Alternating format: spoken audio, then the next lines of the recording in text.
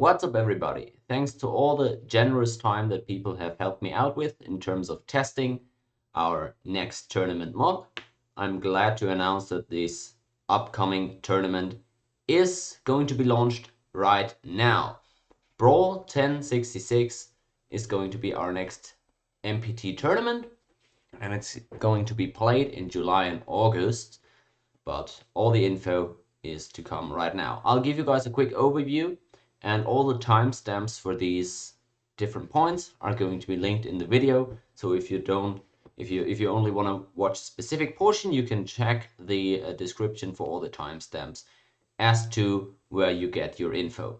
So first of all, the overview, then I'll talk about the format real quick, how you can participate in the tournament, who the captains for the tournaments are going to be, how these captains are going to be picking the players for their teams, then the bracket of the tournament itself, the CIV draft that we're going to be using in the tournament, meaning which CIVs, in which order the CIVs are going to be picked, and then at last the CIV roster, meaning which CIVs are going to be available. Alright, first of all, let's go to the format. The format for the tournament. It's going to be a 3-team tournament. Each of these 3 teams is going to have around about 6 players, and every game is going to be 3 versus 3. Right off the bat, this is the most important, characteristic of this tournament. We have 3 teams, and these teams are going to be playing 3 versus 3 matches with each other, but we have more than 3 players on each team, meaning every game, a different set of players will be playing for the teams, depending on who's available. Because we wanted to have a 3v3 tournament, and that is way more difficult to schedule with all the parties involved. So I decided to have bigger teams so that we could, we could be drawing from a from a bigger pool of players. I'm still going to be making custom maps for this one, just like the last tournament. And we're going to have the same 72 turn limit with cheaper tax as we had back then.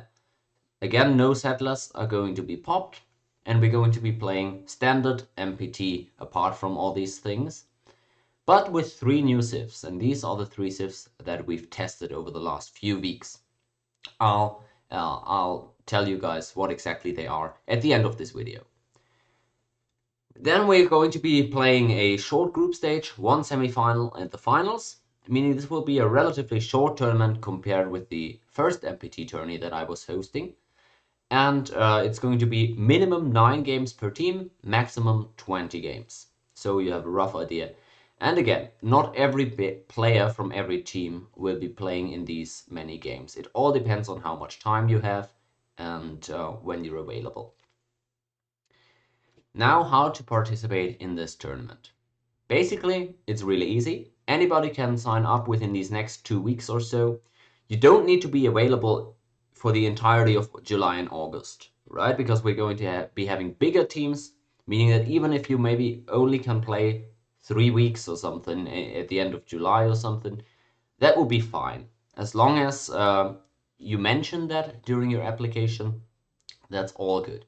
So if you want to play in this tournament, just DM me on Steam, Discord, wherever, and tell me that you want to participate. And also, do tell me if there's any players in the community that you will refuse to play on a team with for some reason. I'm not banning anybody from this tournament, but if there's somebody that you don't want to be playing with at all, you can tell me that, and I will then make it so you can't be drafted to the same team. You must, however, be okay playing with any of the 3 captains for this tournament, because they are going to be deciding who's on which team, and therefore, if there's any one of them that you absolutely cannot play with, then you unfortunately won't be able to play in this one. So everybody that wants to play in the tournament will be put onto a list, and the captains will then pick up to 5 players, maybe 6 players even, for each from this list. Meaning, depending how many people sign up, the captains are going to be picking whoever they want. The captains don't have to pick you, however. If none of the captains don't want you on their team at all, then I'm sorry, but you can't get a team. However, there's no downside to the captains picking more players for their team, so I'm sure most of you guys are going to be picked up. So basically you get in if you apply to me within the next couple of weeks, 2 weeks maybe, and one of the captains wants you on their team. It's basically as easy as that. Who are the captains now that I've teased for so long? We have 3 captains for our 3 teams. The first captain is Obi, who's currently on the ladder rank number 2 for MPT. I just wrote down a couple of stats for all these captains, telling you why I chose these guys or why these guys were eligible. Obi is the highest winning percentage MPT player in this month. He's won something like 90% of his MPTs in June, which is crazy. And he's also most likely to overtake Suede as the number 1 on the MPT ladder with the next update, because he just keeps winning and Suede hasn't been playing that much. So Obi, when the tournament starts, might already be the best MPT player we have. Second captain is going to be Antiquity, who's currently sitting at ladder spot number 3. He's the highest winning percentage MPT player on the ladder total. At least if you only include those who've played a reasonable amount of games, at least 10 games, that is. The third captain is going to be Halu, who is only rank 6 now, but when I decided on these captains, he was rank number 4. The thing about him is he has huge elo swings, so sometimes he climbs really high. He also used to be rank 1 in MPT, so he definitely knows his stuff, but sometimes he also drops quite a bit. He's well, not as consistent. His elo graph isn't as consistent as the other 2 guys. He's also got by far the most MPT games played out of any front page player. Out of all the top 20 MPT players, he's playing by far the most, so he also has that experience. That's the 3 captains, and again, you have to be okay playing on either of these 3 teams. Now for the player draft. These 3 captains, as I said, get to pick their teams. How does this work? All the people who sign up get put onto a list. If you, again, I just repeat this, if you really don't want to play with another player in the tournament that is not a captain, you can tell me that, and then I will, during the draft, I will make it so that you can't be landing on the same team as that player. If there's 2 guys you don't want to play with, I can do that as well. You just can't name like 15 people, right? That's the idea. Yeah, and then after the list is compiled, these captains will be taking turns picking the 5 players that they want. Maybe we go 6 players. Maybe they only want 4 players. It really depends on each captain. If there's players he really doesn't want in his team, he won't be forced to pick them. The draft order will be a typical snake draft, starting with the lowest ranked captain. So Halu picks first, then Anti, then Obi again, then Anti, then Halu, Anti, Obi. And that continues until all the captains have picked as many players as they would like or as there are available. Now for the tournament bracket. This is going to be relatively easy. The tournament is going to look exactly like this, meaning we're going to be playing a short group phase in which every team will be playing every other team in one best of 5. So that means each of these captains plays the other 2 in one best of 5, and for those best of 5s, everybody will be playing left side and right side the exact same amount of time, so it will be all fair. And depending on how these best of 5s go, for example, Obi might win 3-0 against Anti, then Anti might win 3-1 against Halu, and Halu might win 3-2 against Obi. These scores are all added up, and there's going to be a ranking in terms of who has the best score after these 3 best of 5s. That's going to be the standings at the end of the group stage. If there is a tie, I will give the team with the lower added elo in all their games. So that means if 2 teams have the same amount of wins and losses, the team with the worst players on it gets the higher spot. Alright, and then the second and third place from the group play in the semi-final. Again, another best of 5, where the second place team from the group stage will get side selection for the first game, and then for each subsequent game, the loser of the previous game gets side selection. The winner of the semi-final then moves on to the finals, where they will meet the first place from the group stage, and they will play another best of 5. And here as well, the first place from the group stage gets side selection in game 1, and each subsequent game, the loser of the previous one will get side choice. Moving on to the CIV draft. How are these best of 5s going to work? I just mentioned that there's going to be side choice. And that means basically you can pick whether you want to be Team A or Team B. You can see the draft mechanism lined out here. If you're a reader, then you can read here on the left side. If you like it more graphically, you can see it on the right side in this little table. But I will also provide you a mock draft example right here in a second so that you can see what's going on. Basically, there's going to be one ban for each team. They can choose one CIV which neither team can pick in the game. After both teams have banned a CIV, the first team picks one CIV, the second team picks one CIV.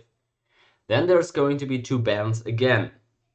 The second team then picks a CIV, the first team picks a CIV. And then there's 2 bans again, and the first team picks their last CIV, and then the second team picks their last CIV.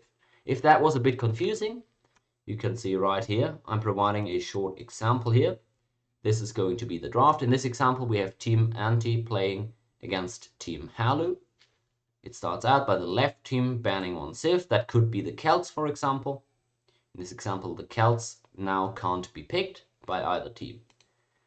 Team Halu could then, for example, ban the Zulu, and Team Anti has now the first pick.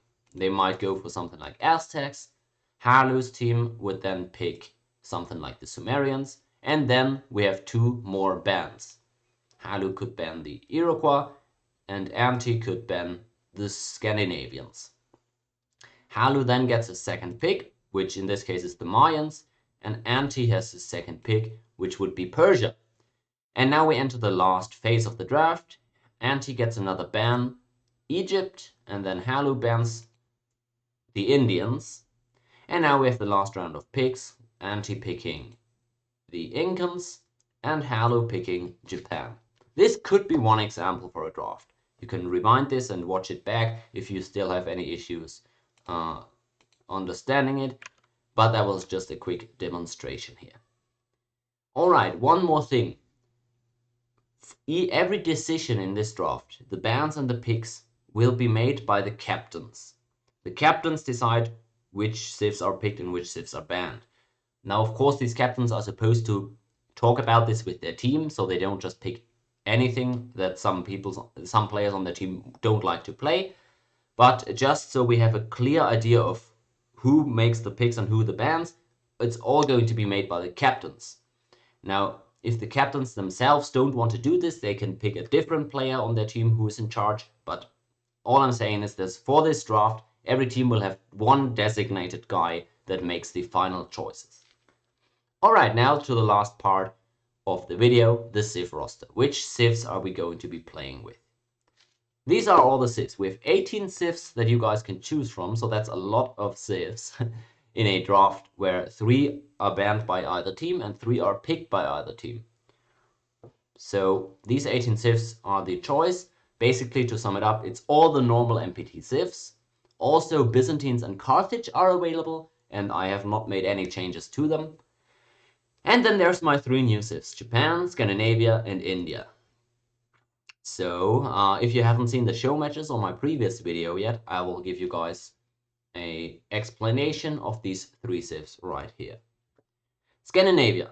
Scandinavia is seafaring and militaristic, just like in the base game. That means they get +1 ship moves, and they get cheaper barracks and harbors. They also get a higher chance to promote their units in combat. They start with alphabet and warrior code, and they have 2 unique units. Instead of the galley, they can build longships, which are cheaper versions. Everything but the cost is the same. They also have 1 attack, 1 defense, 3 moves, but since they're seafaring, they get 1 additional move. So they can move 4 tiles with these ships. You gotta be careful with that. And again, these ships cost only 22 shields, and that's 11 in accelerated production, meaning that you can chop them with a forest within one turn. This unit will not give them the Golden Age, however. The Golden Age will have to be obtained by winning with the Berserk. The Berserk replaces the Swordsman for Scandinavia. It is a 5/1/1 amphibious unit, and it also costs iron. It has the same cost as the Swordsman across the board. It just has more attack, less defense, and it can attack from water, which is its biggest bonus, of course. So these units are very strong on offense, but they can be taken out if you're not careful with them, and they can also be sunk in the boats if you don't move your longships carefully. The second new civ is Japan, which are religious and militaristic. That means they get cheaper temples, they get a shorter anarchy if for some reason you want to change your government, and they also have cheaper barracks and a better chance to promote units. They start with the wheel and ceremonial burial. That is especially cool because in MPT it can be very useful to know where the horses are from turn 0, especially if you have a teammate that might be looking for some horseman upgrades. Japan's special units are also 2 of them. We have the peasant replacing the worker. That is just a worker with 2 movement points, meaning Japan have normal workers at the same speed as every other worker. They are not industrious, but their worker can move twice in one turn, meaning that they can move onto a flatland tile and start improving it in the same turn. That is especially useful for end of turn roading plays, where you can move workers onto a tile, start the road in the same turn, and if you have enough workers, you can immediately complete that road and make a double move into the enemy land. It has to be noted that the initial first worker is a normal worker for Japan. So the first worker that they spawn with is just the regular worker that everybody else has. Every worker after that you're building is going to be a peasant though. Their real unique unit that can trigger the Golden Age is the Samurai. That is a new unit which doesn't replace any other one. So Japan can build every normal unit in the game and also the Samurai. It has 2 attack, 1 defense, 1 movement point, and comes at warrior code. It costs 16 shields, which is 8 in accelerated production, so a bit more than a warrior, but a bit less than an archer. And the special ability of these samurai is that they can enslave peasants, so your special workers. That means if you kill barbarians or enemy units with those samurai, you have a chance to get a slave peasant out of that combat. It has to be noted that samurai does not have defensive bombard though, so they are not the same thing as archers, basically. No defensive bombard. And for the last new civ, that's going to be India. They are commercial and religious, meaning they also get cheaper temples and shorter anarchy if you need to change government for some reason. And then they are commercial, as I said, so their theme is going to be money. You will see that in a second here, because they start with ceremonial burial and alphabet, plus also a unique tech which you can't trade and nobody else can tech as well. That unique tech lets India build banks. Banks are buildings that are very cheap to build. They cost the same as a warrior, and they don't cost any maintenance. And what they do is they produce money for you. They give the same commerce bonus like a market. So if you want to maximize the money that you get, you build a bank in every city, and then you turn your happiness slider and your science slider to 0 or as low as possible. And they will produce a lot of money for you over time. The unique unit for India is the war elephant, which replaces the horseman and has 1 more HP. So it is a 2 attack, 1 defense, 2 movement point unit that also costs horses and costs the same amount of shields as a horseman, but it has 1 extra hit point. And that's all the 3 new civs. We have tested these and people have had different opinions about these, but I made a survey recently and the main bulk of people agreed that all these civs were fine as they were, so I didn't make any more changes because people didn't agree on any. All right, but that's all the new information for you guys. If there's any more questions, let me know. And if there's none, please join the tournament within the next 2 weeks. Just DM me wherever you want and tell me that you would like to play.